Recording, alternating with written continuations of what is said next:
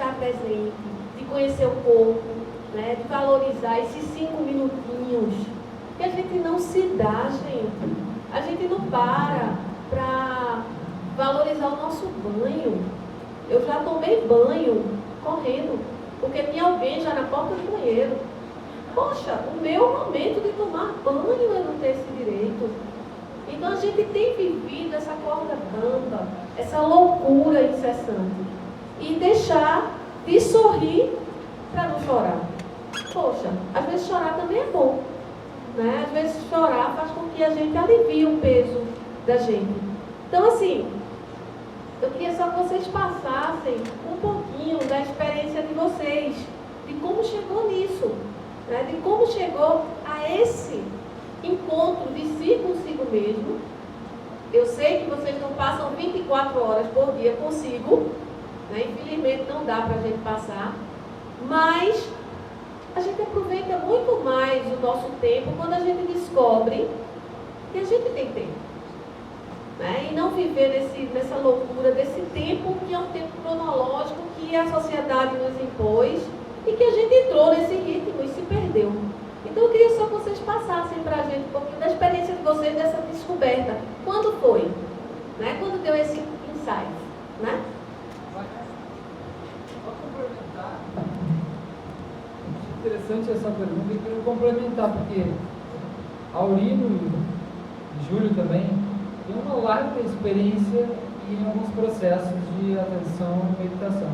Então acho que era importante falar um pouquinho, né, nessa direção do que essa experiência traz. Essa experiência, eu digo, são várias, porque né, eu sei que vocês fizeram técnicas muito diferentes, como Vipassana, né, como Shamatha, como e outras mais. Então, falar um pouquinho assim do que traz essa caminhada, principalmente do sentar, né? A gente chama de sentar na tradição meditativa, que é muito longa, os dois. Eu acho que tem um elemento que pode nos contribuir aí.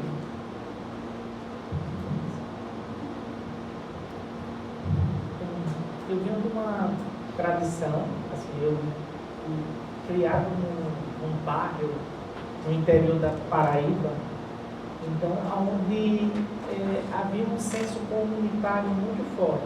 Então, era como se fosse uma grande tribo dentro da rua, que as mães vigiavam todo mundo, e era muito pouco assim, as mães eram a mãe de todo mundo, e acaba tendo uma coisa assim, que deixou uma marca forte nesse senso do coletivo, né? Então, isso redundou numa busca espiritual bem intensa. Eu passei muitos anos dentro do espiritismo, dentro de buscas no aspecto assim, da relação com o outro, em torno assim, da caridade, do bem-estar social, bem intenso.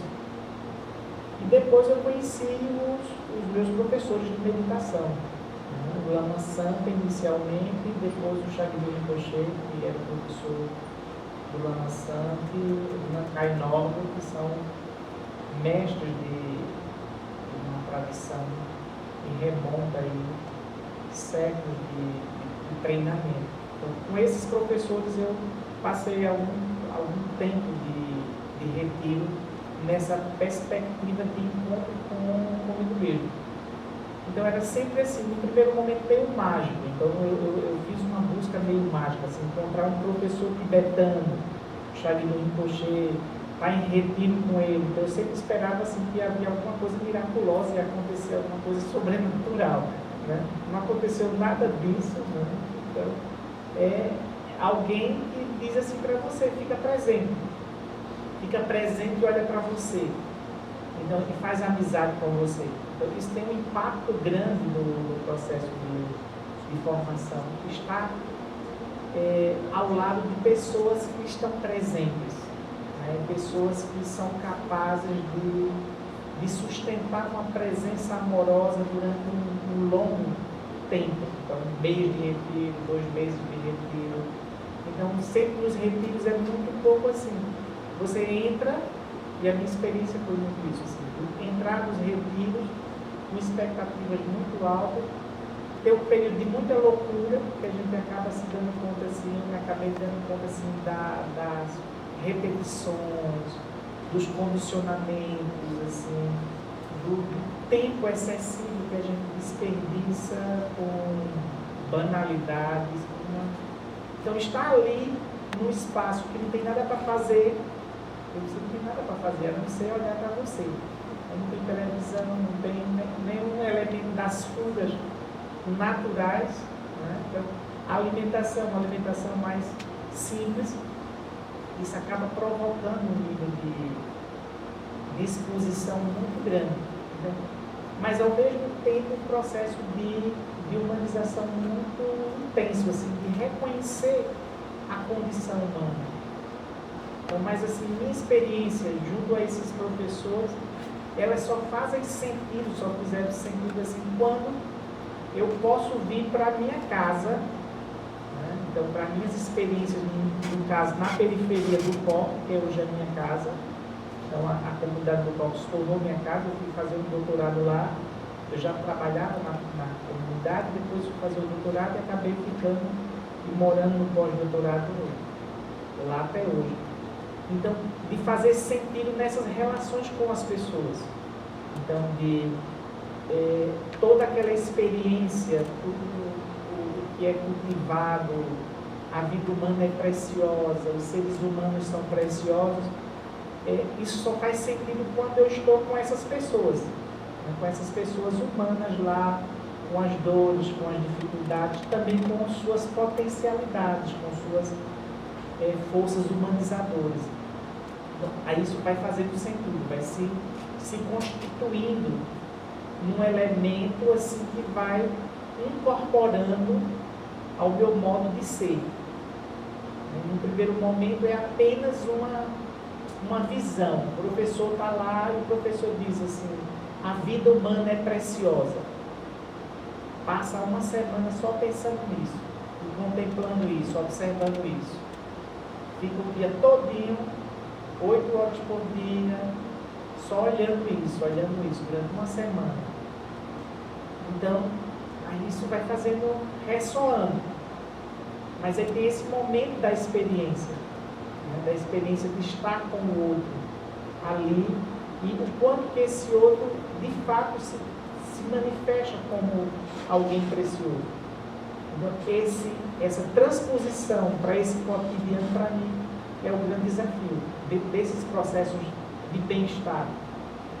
Porque não é apenas uma teoria que vai reverberando, mas é aquilo que faz sentido na minha relação com os alunos, na minha relação com os colegas, dentro desse processo de construção e de também reelaboração das experiências difíceis que emergem desse contato.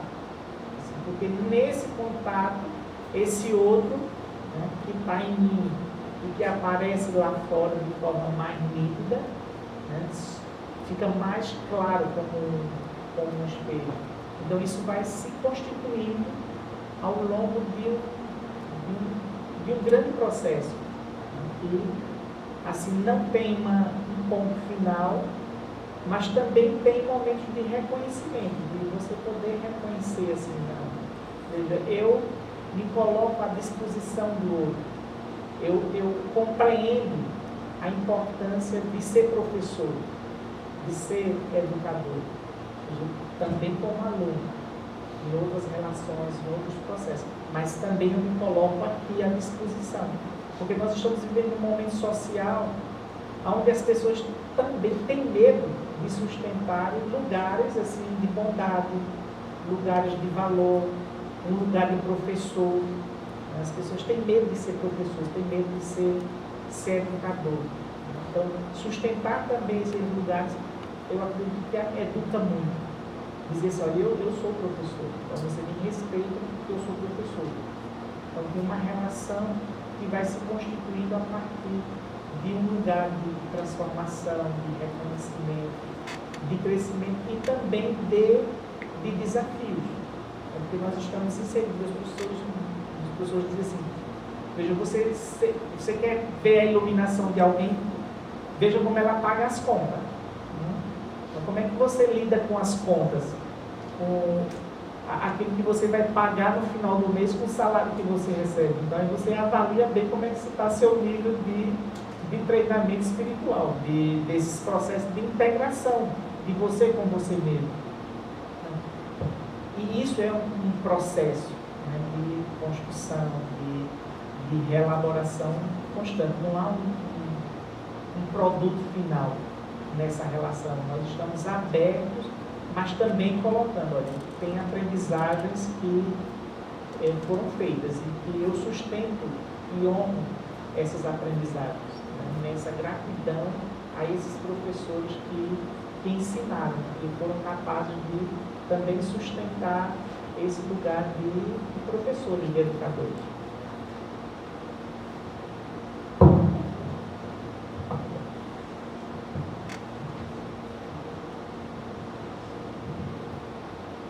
Falar de si, né? Uma coisa assim, um pouco emotivo, já fiquei meio emocionado só de pensar. Nossa, por que eles perguntaram isso? Pois bem, mas acredito que é para o benefício. Bem, acho que a minha estrada começa sendo filho de duas mães. Então, o fato de duas mulheres que se dedicaram a mim, como minha mãe índia e minha mãe médica, me deixou numa posição de querer retribuir. Uma situação que eu digo assim, olha, mãe é o que há de mais especial do mundo, eu tenho duas, alguma coisa eu tenho que fazer com isso. Somado ao fato de eu ter sofrido bullying e exclusão social na escola, eu era garoto, né, chacoteado, apanhava, babava, mas foi leve. Exclusão social escolar, mas o suficiente para eu sentir isso, entender o que é, né, essa experiência. Aí, em algum momento, a literatura de meditação caiu na minha mão, ainda na minha vida escolar, e eu achei aquilo muito interessante. Comecei a ler, estudar, fiquei muito emocionado com o primeiro livro do Dalai Lama que eu li, fiquei assim, chorei com uma parte bem técnica em relação a como lidar com o inimigo. Eu fui ler o Dalai Lama porque eu era bem do contra, assim, tinha lido Nietzsche na adolescência. É o tipo de adolescente mais chato possível. O adolescente nietzschiano não pode ir além disso. Eu era um adolescente muito chato. E eu fui ler o Dalai Lama para entender qual era dessa figura pop aí que estava pousando de guru. Aí eu li, na verdade, eu me identifiquei muito com aquilo, assim. Achei que, fiquei bem impressionado. Mas a minha vida seguiu, né, o curso da faculdade, até que uma namorada que eu tinha na faculdade engravidou. Aí quando ela engravidou, um amigo me deu um conselho assim, Júlio, quando está tudo fora do eixo, joga tudo para iluminação. Aí surgiu na minha caixa de e-mail, não sei exatamente como, acho que eu me inscrevi numa newsletter em algum lugar, um convite para ir para os 100 mil tissogos de Tara de Chave do Tuco, lá no Rio Grande do Sul. Foi a minha primeira encontro com o budismo. Aí eu fui para lá, e de alguma forma achei aquilo tudo muito familiar, apesar de ser extremamente estranho. Não sei se é porque eu tinha alguma coisa, eu tocava percussão, eu andei por várias religiões, assim, um pouco de interesse em várias coisas. Então eu conheci terreiro, conheci várias coisas, assim. Então quando eu cheguei lá, de alguma forma aquilo ali era familiar, mas era uma coisa bem assim, sabe, cerimônia, dias e dias, acho que eram 10 dias de cerimônia. Para quem sabe que é um tsugi, é um prato assim, que se mistura todo tipo de alimento diferente numa coisa só, e muita música, e muito som, e muita... Mas eu achei aquilo tudo muito interessante, assim. Aí eu comecei profundamente conectado, eu comecei fazendo a prática que me ensinaram lá, conheci um lama, conversei com ele, ele me deu essa instrução, e aí eu comecei a treinar nesse caminho. E depois conheci o Lama Santen aqui em Recife, mais ou menos nessa época, mas eu era muito afoito. Assim, eu achava que isso era da minha cabeça, a coisa meio ainda estava meio assim, até hoje eu me considero iconoclasta, mas naquela época a iconoclastia era mais forte, assim, e estava meio envolvida com o meu orgulho pessoal, assim. Então eu fazia experimentos, assim. Num dia desse eu acordei de manhã antes de fazer um yoga e fez um ticum, aí subi para o telhado do meu prédio que eu morava já com minha esposa, que foi essa namorada que engravidou, Então, é bom falar sobre essas práticas, super ajudavam, assim, eu já estava construindo um relacionamento que não foi bem escolhido, eu estava com toda aquela emoção, eu sentava lá, eu oferecia essa emoção, os meus olhos, os ouvidos, as coisas, ia destruindo, até que relaxar. Quando eu voltava, eu já estava noutra. Assim. Era uma coisa de ver a minha sombra, de sentar na sombra, de perceber, de ver os sentimentos. É uma coisa elaborada, assim, não é o que eu ensino, nem o que eu trabalho hoje em dia, mas na época foi extremamente útil e, assim, faz parte da minha formação, me apoiou muito e continua me apoiando. E aí, né, eu fui praticar, comecei a praticar, então eu fazia horas e horas de yoga. Quando eu cheguei na 5ª hora de yoga, com exercícios desaconselhados, sabe, coisa mesmo de provocar experiência, eu tive uma dor no peito muito grande. E essa dor no peito me levou ao hospital e eu tive um infarto agudo do miocárdio. Eu fui para o UTI, eu tive que fazer cateterismo e eu tive uma experiência de quase morte nesse momento, assim. Mas foi uma experiência excelente, assim, muito reveladora, uma coisa assim, diferente. Descobri que eu podia ser muito mais livre, que eu ainda estava muito preso em muitas suposições de como eu deveria ser. Na verdade, eu estava dominado pelo oposto, eu tinha que ser o oposto de. E isso é uma forma de dominação do mesmo padrão. E também que eu podia ter calma diante de qualquer experiência. Então eu saí dessa experiência muito transformada, assim, os meus valores. Aí eu reorganizei um pouco os valores. Eu estava recém-formado nessa época, meu primeiro ano de médico de família, extremamente estressante, trabalhando em comunidade, sabe, uma adaptação. O primeiro ano do médico de família e comunidade não é brincadeira. De repente você tem 1000 pessoas sob sua responsabilidade, sabe, de saúde, é uma coisa assim bem intensa. Então, no meio daquele estresse misturado com questões e fazendo umas coisas exageradas, sem eu ia numa aula de yoga, achava que não estava fazendo nada, porque eu fazia em casa, que era muito melhor, muito mais forte, e deu no que deu. Então eu aprendi que eu precisava de um professor, e eu disse, não, eu preciso de alguém que saiba, que conheça isso, tenha assim, conhecimento experiencial, e também que eu possa dialogar, alguém que tope um confronto, um debate. Eu quero alguém que possa debater comigo, porque não é alguém que eu diga e a pessoa fica sorrindo para mim, não. Eu quero alguém que, sabe, que tem uma espada afiada. Eu quero achar uma lâmina mais afiada que a minha. Aí eu achei uma lâmina mais afiada que a minha, que é a Zamba Shoso, a minha professora. Uma linda, uma mulher resolvida da década de 70, que passou a vida toda viajando pelo mundo, em zona de guerra, tudo que você pode imaginar. Ela parece um pouco Forrest Gump, assim, a história dela. Ela trabalhou com Madre Teresa um ano, ela estava indo no Camboja, ela saiu viajando o mundo. E 40 anos de monja budista, uma das meditadoras mais antigas ocidentais na tradição budista tibetana viva, e realmente uma lâmina afiada, assim, para ganhar uma discussão dela, quase impossível. Sempre tem uma rasteira para dar no último momento, assim. Então é uma experiência, assim. Tem um professor que não é para ser imitado, não é uma relação de imitação.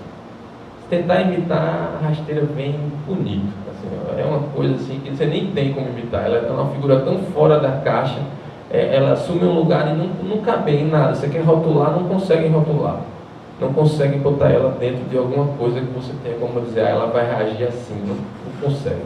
Ela se coloca fora, né? Ela faz essa prática da manifestação espontânea. E daí ela me orientando, sempre indicando, olha, esse retiro é muito bom, vá. O Vipassana, vá fazer um Vipassana, é muito importante você fazer um Vipassana. Eu também nunca se colocou no lugar, os meus ensinamentos, não, são os ensinamentos da tradição. Ela é alguém que chega junto de mim para ver como é que eu estou, para me mostrar onde eu estou errando. Na tradição da educação chama isso de parresia, né? Ela tem essa coisa que eu não me proponho a seguir, a continuar ensinando os outros. É um outro tipo de relação, a pessoa tem que ser muito entregue mesmo à relação para entrar numa. Eu faço mais o papel do amigo espiritual, alguém que está junto, refletindo. Mas esse lugar da pessoa, né, que às vezes é chamado de louca sabedoria, né? Tem um professor de louca sabedoria, é louca porque você não consegue botar na caixa, e a gente aprende isso, como lidar com a pessoa que você não coloca na caixa. É muito interessante, porque a gente não coloca ninguém na caixa, isso é uma ilusão, assim. E aí, a partir daí, foram várias práticas com outros mestres, Kilung Rinpoche, Lama Lina, tem uma participação importante. E eu me lembro mais ou menos assim, com essa pessoa, Sogyal Rinpoche, foi a primeira vez que eu pude fazer uma chamata num sentimento. Então, eu sou muito grato a ele até hoje. Eu nem lembro que ano foi isso, 2005, eu acho. Mas foi a primeira vez que eu pude, por exemplo, trazer o amor e manter o amor como objeto de contemplação. E conseguir manter várias horas sem perder essa noção da compaixão. É uma coisa completamente abstrata para mim, como é que você mantém um sentimento como seu foco. E aí várias coisas que são passos no caminho, que se chama caminho causal, que a gente vai desenvolvendo essa qualidade, a gente vai desenvolvendo uma experiência. Depois de 10 anos, a pessoa chega e fala, olha, eu estou vivendo isso, a gente procura escutar, e mais ou menos a gente correlaciona com alguma experiência que eu vivi. Aí pergunta, é mais ou menos isso, a pessoa, exatamente isso. Então, aí você faz uma pergunta que direciona a atenção para algum lugar. E isso? A pessoa olha e observa. Aí eu fui trilhando o caminho até que chegou uma hora, depois de muitos anos, né? Porque eu, depois da experiência da quase morte, eu não saí por aí dando uma de professor, porque realmente eu aprendi claramente que não era por aí. Na verdade, eu precisava ainda aprender, né? Aliás, a experiência de quase morte me mostrou como eu precisava aprender, como eu estava, né, cheio de mim mesmo. Eu tenho até uma DSM novo para criar, qualquer dia desse, se alguém quiser um apoio para um grupo de pesquisa, eu chamo Síndrome da Santidade Precoce. E tem muita gente que sofre disso, viu? Síndrome da Santidade Precoce é muito comum. A pessoa acha que já está elevadíssima, mas está tudo enfiando debaixo do tapete, assim, sabe? Então, por outro lado, é muito menos, sabe? Porque eu sei falar assim também, eu sei parecer uma pessoa calma, entendeu? Mas, sabe, é isso mesmo, é essa caretice mesmo que a gente está propondo? Eu acho que não. Aí a questão é a seguinte, a não ser quem manifesta isso espontaneamente, óbvio, com o maior respeito, quem tem essa... Tem gente que é assim, né? Mas nós temos, eu não sou.